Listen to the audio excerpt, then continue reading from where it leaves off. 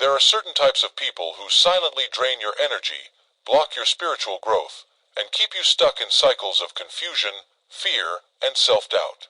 Carl Jung, one of the greatest minds in psychology and spirituality, warned us about 6 specific personalities you must distance yourself from, because their presence in your life can sabotage your path to true transformation.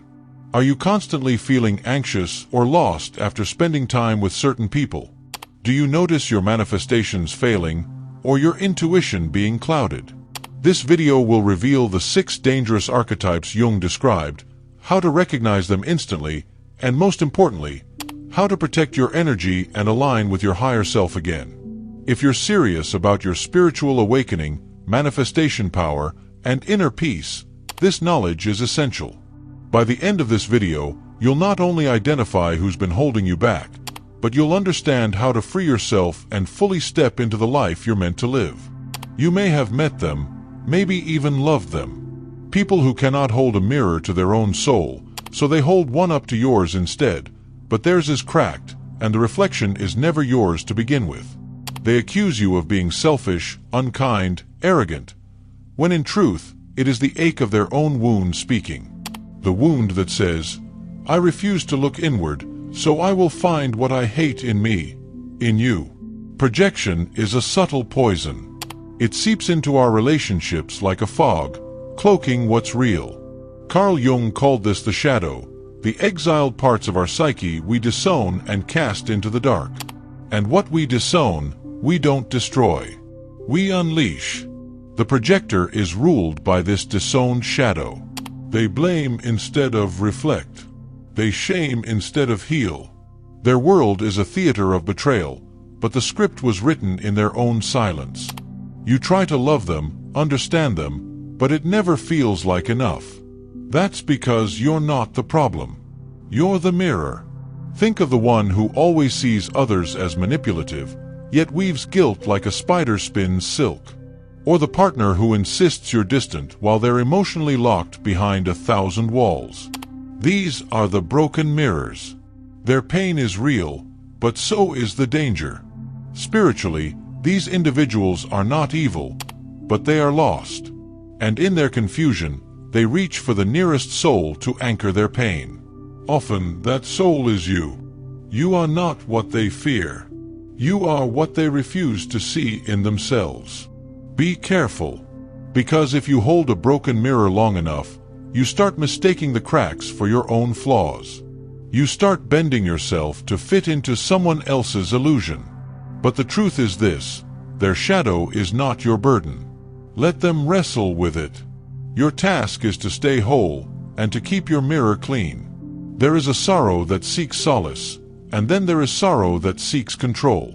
The ghost of the past wears pain like a crown, not because they cherish it, but because they don't know who they are without it. Their identity has fused with the story of suffering, and anything that threatens to rewrite that story, even love, even joy, becomes the enemy. These are the ones who will bleed on those who never cut them. The friend who quietly resents your happiness because it reminds them of what they lost. The partner who punishes you for wounds you never caused. You try to help, to uplift, but the closer you get to the root, the more they push you away. They don't want healing. They want reenactment. And every interaction becomes a stage upon which old ghosts are resurrected over and over again. Jung once spoke of the wounded healer, the one who transforms their suffering into light for others. But this is the wounded wounder. They infect instead of inspire.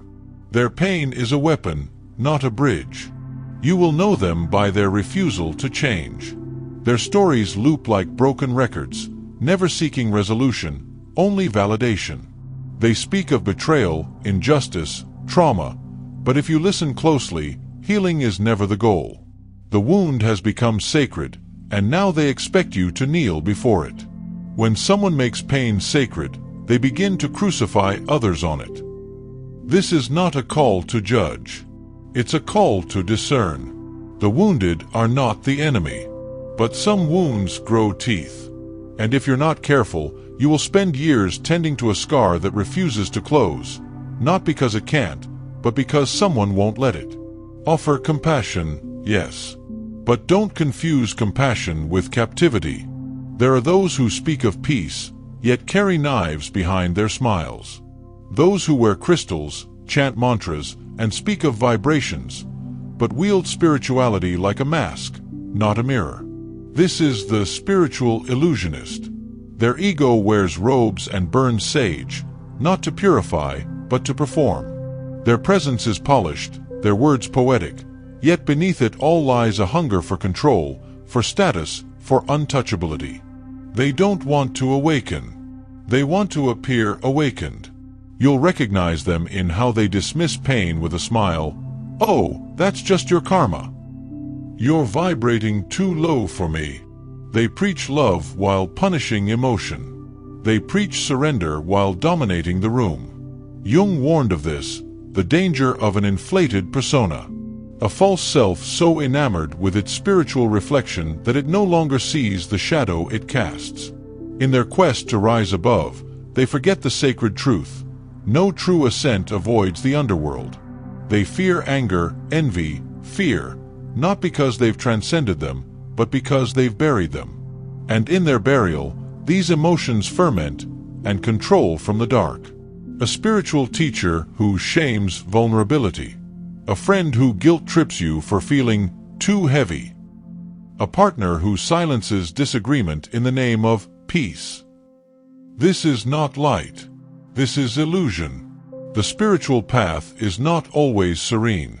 It is messy, honest, unfolding. The moment someone says they are above all shadow, that is when their shadow is in full control. So walk gently. Seek those who hold space, not status. Truth, not performance. And remember, if a person's light makes you feel smaller, colder, or unseen, it is not light at all. It is ego in disguise. The kindest face may be the farthest from truth. There are those who nod along, who never raise their voice, who seem to be made entirely of yes. They are agreeable, accommodating, always wearing a smile that stretches just a little too far. But behind the sweetness, there is silence. Behind the politeness, a fracture. This is the empty echo, the one who survives by disappearing. They become what you need, not what they are. They shapeshift into acceptance, trade authenticity for approval. Conflict terrifies them. Rejection unravels them. So they wear masks, dozens of them, until they forget the contours of their own soul. They'll praise your ideas, your choices, your path. But somewhere behind closed doors, they might quietly unravel what they helped build. Not out of malice, but because envy festers in places where identity has been denied. Jung spoke of persona, the face we wear for the world. It's necessary. But when the mask becomes the self, we become hollow. An echo, not a voice. A shadow of what we think others want us to be. A people pleaser is not pleasing anyone. They are betraying everyone, starting with themselves. The danger here is subtle. You feel supported until the foundation crumbles. You feel seen until you realize it was never your reflection in their eyes, but their need for belonging. So, ask gently, where are you echoing instead of speaking? Where are you agreeable when your soul is begging to rebel? Let silence answer, because you were not born to echo the world. You were born to voice the truth only you carry. There are people whose very presence feels like a cloud over your sun, not because they are overtly cruel, but because they are quietly dismissive. They won't yell at you. They won't slam the door in your face. They will do something far more insidious. They will tell you that your dreams are unrealistic, that your aspirations are childish, that your passion is a phase.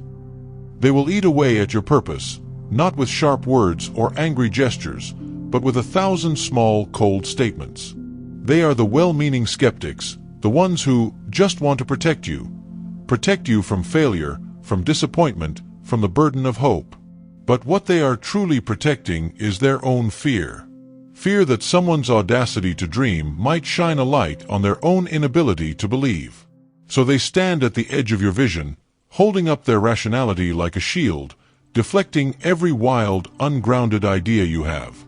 They will ask you to stay small, to keep your dreams in a box labeled safe, and above all, to never believe in the magic of your own potential. You might hear them say, "Don't get your hopes up," or "It's not practical," or "That's not how the world works." They may disguise their caution as concern, but underneath, there is a whisper, "You are not allowed to want more." Jung understood the collective shadow, the invisible forces, societal, cultural, familial, that pressure us into conformity. These are the voices of the way things are, the tradition, the rules, the norms, all of them stifling the wild, untamed fire that burns in the soul of a creator. They would rather you follow in the footsteps of mediocrity than walk your own path of uncertainty, because uncertainty shakes the foundation they have spent their lives building. They eat your fire with cold words. But no one who's ever built something great started with permission. Guard your purpose fiercely, for it is the very pulse of your being. Protect your vision with the strength of silence, with the clarity of intuition, with the boundary of a heart that knows its worth. Not every soul is meant to dream the same dream. But your soul was born for something grand. The next time someone tries to steal your why, stand firm. And remember, the world does not belong to those who wait for permission. It belongs to those who dare to build. There are those who cling to the past with the intensity of a drowning man clutching at drifting debris. Their eyes are fixed on a world that no longer exists, a world of absolutes, of rigid structures, of fixed roles. These are the ones who insist that life must follow a script, that change is a threat, and that everything new is an enemy. They guard rules, not because they protect truth, but because they offer safety in a world that feels increasingly uncertain. The rules are not sacred in themselves. They are just markers. Markers to measure who is good, who is acceptable, who is worthy of approval. They wear their authority like armor, a sharp-edged armor that cuts those who try to break free. They sit in judgment, pointing fingers at those who dare to question tradition, to forge their own paths. To them, the rebel is a threat, the innovator a disruptor, and the free thinker a fool. They have no place for the soul that refuses to conform. They are the tyrants of tradition, the ones who shackle the living to the graveyard of the past. A boss who punishes creativity because that's not how we've always done it here. A parent who insists on following a family pattern, never allowing their child to grow beyond it. A religious leader who wields dogma like a sword, using it to pierce anyone who dares to ask questions. Jung understood the shadow father, the repressive, authoritarian force that seeks to stifle the growth of the individual in the name of security. The tyrant of tradition does not protect truth. They protect their own fear of the unknown, their own insecurity about the future. And by doing so, they suffocate the very life that needs to breathe in order to evolve. They do not protect truth. They protect the walls they built to feel safe. Beware, then, when you feel yourself shrinking under the weight of someone else's rules. When you hear the voice of authority that tells you not to question, not to explore, not to innovate. These walls are not sacred. They are prisons built by fear. Your soul was not meant to be confined by the ghosts of tradition. Truth is not static. It evolves. And so should you. Let truth evolve. Let your soul outgrow cages that others call safety. As we walk through this world, we encounter many personalities. Some that challenge us, some that drain us, and some that cause us to doubt ourselves. But remember, each of these shadows can only enter our lives if something within us opens the door. The broken mirror, the wounded wounder, the spiritual illusionist, the empty echo, the purpose eater, and the tyrant of tradition, all are reflections of aspects of ourselves that we must recognize, not just in others, but in our own hearts. True strength is not in avoiding darkness, but in becoming conscious of it. It is through the awareness of our own shadows that we learn to guard our soul against their destructive influence. We can build boundaries, heal wounds, and reclaim the power of our own authenticity. Each encounter with a toxic personality is an invitation to face the parts of ourselves we've hidden from view. It is a call to embrace our whole being, to acknowledge both the light and the dark, and to stand firm in our truth. The soul doesn't fear danger. It fears forgetting itself. May you remember who you are, even in the presence of those who do not.